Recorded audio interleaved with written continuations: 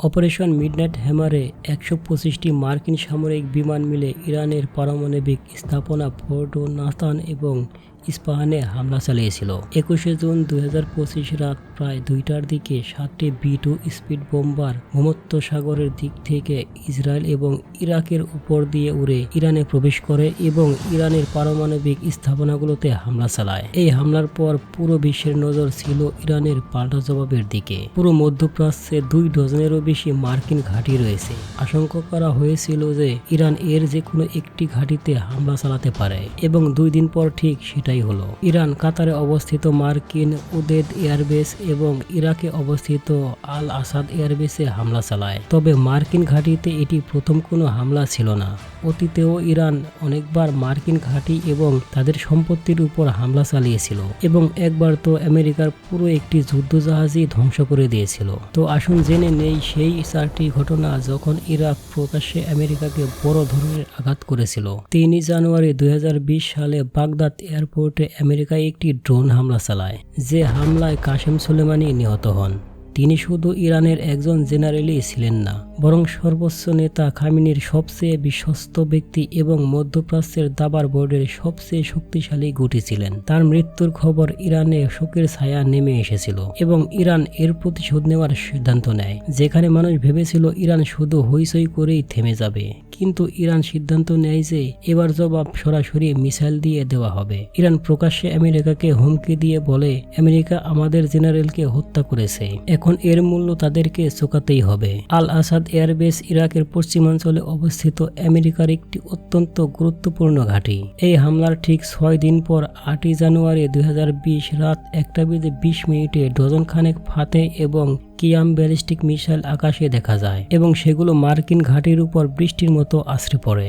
ইরানের এই হামলা এতটাই সুনির্দিষ্ট ছিল যে এই মিসাইলগুলো মার্কিন ঘাঁটির ফুয়েল ডিপো, এয়ারক্রাফট, শেল্টার এবং কমান্ডার পোস্টগুলোকে নিখুঁতভাবে আঘাত করে। আর সবচেয়ে আশ্চর্যের বিষয় হলো একটি মিসাইলও মিস হয়নি। আমেরিকা আগে থেকেই গোয়েন্দা তথ্য পেয়েছিল আর তাই সৈন্যরা বাংকারে লুকিয়ে পড়েছিল, কিন্তু মিসাইলগুলো ঘাঁটির ব্যাপক ক্ষতি করেছিল। হ্যাঙ্গার, রানওয়ে, ব্যারাক সব ধুলোয় মিশে গিয়েছিল।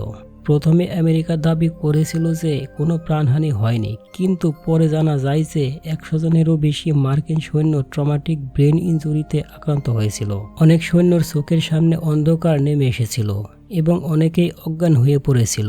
কিন্তু ইরানের সাহসিকতা বিশ্ব তখন দেখতে পায় যখন ইরান প্রকাশ্যে এই হামলার দায় স্বীকার করে। তারা বলে যে এটি শুধু একটি ওয়ার্নিং ছিল, যদি তারা সামনে এগোয় তবে আরও বড় হামলা করা হবে। আমেরিকা প্রাথমিকভাবে এই মিসাইল হামলার প্রভাবকে ছোট্ট করে দেখানোর চেষ্টা করে। ডোনাল্ড ট্রাম্প, যিনি সেই সময় আমেরিকার প্রেসিডেন্ট ছিলেন, তিনি সব ঠিক আছে বলে বিষয়টি ধামাচাপা দেওয়ার চেষ্টা করেন। কিন্তু স্যাটেলাইট ইমেজ, সৈন্যদের করা ভিডিও এবং হামলার আগে ও পরের দৃশ্য সব সত্য প্রকাশ করে দেয়। সেই সময় ইরান আরও বলেছিল যে আমরা চাইলে মার্কিন সৈন্যদের ব্যারাকগুলোতেও হামলা করতে পারতাম, কিন্তু আমাদের লক্ষ্য প্রাণ নেওয়া নয়, বরং একটি বার্তা দেওয়া। এই হামলার পর পুরো বিশ্ব অবাক হয়ে যায় যে ইরান প্রকাশ্যে মার্কিন ঘাঁটিতে মিসাইলের বৃষ্টি ঝরিয়েছে আর আমেরিকা চুপচাপ সহ্য করছে। ১ বছর আগেও এমন একটি ঘটনা ঘটেছিল যখন ইরান আমেরিকাকে কড়া জবাব দিয়েছিল। জুন ২০১৯ সালে এক শান্ত রাতে ৬,০০০ কোটি টাকার মূল্যের একটি মার্কিন ড্রোন RQ-4 গ্লোবাল হক ইরানের আকাশসীমানায় পৌঁছে যায়, কিন্তু মাত্র ২০ সেকেন্ডের মধ্যে ইরান আমেরিকার এই গর্বকে আগুনে পরিণত করে। ঘটনাটি ছিল এমন, ২০১৯ সালেও আমেরিকা এবং ইরানের মধ্যে উত্তেজনা অনেকটাই বেড়ে গিয়েছিল। তখনও ডোনাল্ড ট্রাম্প আমেরিকার প্রেসিডেন্ট ছিলেন এবং তিনি ইরানের উপর কঠোর নিষেধাজ্ঞা আরোপ করেছিলেন। তিনি অন্যান্য দেশগুলোকে ইরান থেকে তেল কিনতে নিষেধ করেছিলেন। এর ফলে ইরানের তেল রপ্তানি প্রায় শূন্যের কোঠায় নেমে এসেছিল। এই নিষেধাজ্ঞার কারণে ইরানও চুপ করে থাকেননি। পারস্য উপসাগরে তেলের ট্যাঙ্কারগুলোতে লুকিয়ে থাকা ইরানি প্রক্সিদের মাধ্যমে হামলা চালাচ্ছিল।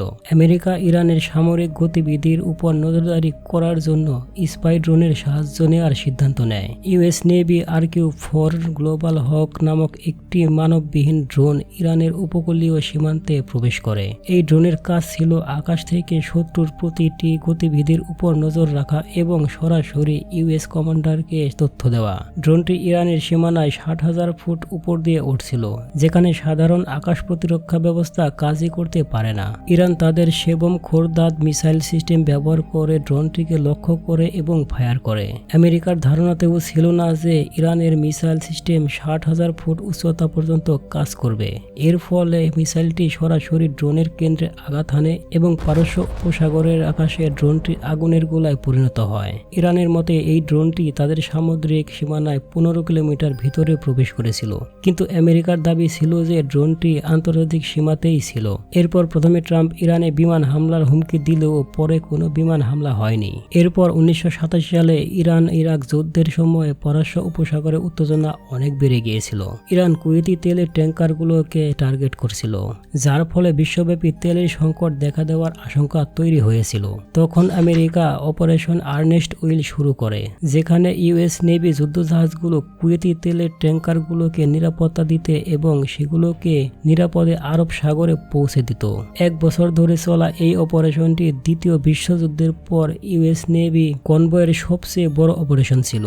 কিন্তু আমেরিকার এই অপারেশনের পরেও উত্তেজনা কমছিল না। তখন আমেরিকা কুয়েতি তেলের ট্যাঙ্কারগুলোকে রিফ্ল্যাগ করার অনুমতি দেয়, অর্থাৎ কুয়েতের অনেক ট্যাঙ্কার থেকে কুয়েতির পতাকা সরিয়ে আমেরিকার পতাকা উড়ানো হতো এবং ঘোষণা করা হয় যে আমেরিকান পতাকাবাহী কোনো জাহাজে ইরান হামলা করলে তা সরাসরি আমেরিকার উপর হামলা হিসেবে গণ্য করা হবে। ইরান কিছুদিন সহ্য করলেও 16 অক্টোবর 1987 সালে তারা আর চুপ থাকতে পারেনি। এমবিসি আইএলসিটি এমন একটি কুয়েতি জাহাজ ছিল যাকে আমেরিকার পতাকাবাহী করা হয়েছিল। ইরান চীনের তৈরি একটি সিল্কওয়ার্ম মিসাইল ফায়ার করে, যা সরাসরি জাহাজটির মাঝখানে আঘাত হানে। এটি ছিল 3000 কেজি ওজনের এক সাবসোনিক মিসাইল, যা 120 কিলোমিটার পর্যন্ত লক্ষ্যবস্তুতে আঘাত হানতে সক্ষম। সেই সময় জাহাজটির আশেপাশে ইউএস নেভির কোনো যুদ্ধজাহাজ ছিল না। এটি ছিল ইরানের দিক থেকে আমেরিকান পতাকাবাহী কোনো জাহাজে প্রথম হামলা। এই হামলায় 18 জন ক্রু মেম্বার আহত হন এবং জাহাজের ক্যাপ্টেন, যিনি আমেরিকান নাগরিক ছিলেন, তার মুখে আঘাত হওয়ায় তিনি তার 2 চোখের দৃষ্টি হারিয়ে ফেলেন। আমেরিকান পতাকাবাহী জাহাজে হামলার অর্থ ছিল সুপার পাওয়ারের আত্মবিশ্বাসকে চ্যালেঞ্জ করা। এর বদলা নিতে ইউএস নেভি 3 দিন পর পারস্য উপসাগরে ইরানের 2টি তেল প্ল্যাটফর্ম ধ্বংস করে দেয়। সেই সময় এই প্ল্যাটফর্মগুলো থেকে তেল উৎপাদন করা হতো না, কিন্তু ইরানের রেভলিউশনারি গার্ড এটি সামরিক কাজে ব্যবহার করত। এবার চলুন জেনে নেই ইরান কিভাবে ইউএস নেভির যুদ্ধজাহাজকে ধ্বংস করেছিল। অপারেশন আর্নেস্ট উইলের সময় ইরান পারস্য উপসাগরের তেলের ট্যাঙ্কারগুলোকে ধ্বংস করার জন্য এমন একটি উপায় ব্যবহার করে যা ইউএস নেভির একটি যুদ্ধজাহাজকেও ডুবিয়ে দিয়েছিল। ইরানি নৌবাহিনী পারস্য উপসাগরে মাইন বিছিয়ে দেয়। এই মাইনগুলো পানির উপর ভাসত না, কারণ পানির উপর থাকলে সহজেই সেগুলোকে এড়িয়ে যাওয়া যেত। এই মাইনগুলোকে চেইনের সাথে বেঁধে ভারী ওজন লাগিয়ে স্পিডবোটের সাহায্যে পানিতে ফেলা হতো। মাইনের দৈর্ঘ্য এমনভাবে রাখা হতো যাতে মাইনটি পৃষ্ঠ থেকে 5 মিটার নিচে ভাসে, কারণ বড় জাহাজগুলোর তলদেশ পৃষ্ঠ থেকে 10 মিটার নিচে থাকে। অর্থাৎ মাইনটি তখনই ফাটবে যখন কোনো ভারী জাহাজ এর উপর দিয়ে বয়ে যাবে। 14 এপ্রিল 1988 সালে অপারেশন আর্নেস্ট উইলের সময় ইউএস নেভির একটি গাইডেড মিসাইল যুদ্ধজাহাজ, যার নাম ছিল ইউএসএস স্যামুয়েল বি রবার্ট, অপারেশনে অংশ নেওয়ার জন্য পারস্য উপসাগরে পৌঁছায় এবং ইরানি মাইনের শিকার হয়। মার্কিন যুদ্ধজাহাজের তলায় 21 ইঞ্চি গর্ত হয়ে যায়, ইঞ্জিন রুমে পানি ঢুকে যায় এবং 2টি টারবাইন নষ্ট হয়ে যায়। $1500 একটি মাইন $190 মিলিয়ন জাহাজে ব্যাপক ক্ষতি করে। এই হামলার পর ওই এলাকায় ভালোভাবে তল্লাশি চালানোর পর ইউএস নেভি ইরানের মাইনের একটি পুরো নেটওয়ার্ক খুঁজে পায়। 4 দিন পর মার্কিন বাহিনীরা ইরানে পাল্টা হামলা চালায়। মার্কিন জাহাজ, বিমান এবং সৈন্যরা ইরানের 2টি তেল প্ল্যাটফর্ম এবং একটি ইরানি যুদ্ধজাহাজ IRIS শাহান্ত ধ্বংস করে ফেলে। এই হামলায় একটি মার্কিন মেরিন হেলিকপ্টারও ধ্বংস হয় এবং 2 জন পাইলট নিহত হন। ইতিহাস সাক্ষী যে ইরানে আমেরিকা সমর্থিত সরকারের পতনের পর থেকে ইরানের উপর বিভিন্ন নিষেধাজ্ঞা আরোপ করা হলেও তারা আমেরিকার মতো সুপার পাওয়ারকে জবাব দিতে পিছপা হয়নি। এই বিষয়ে আপনাদের মতামত কি তা আমাকে কমেন্ট সেকশনে অবশ্যই জানাবেন। ধন্যবাদ সবাইকে।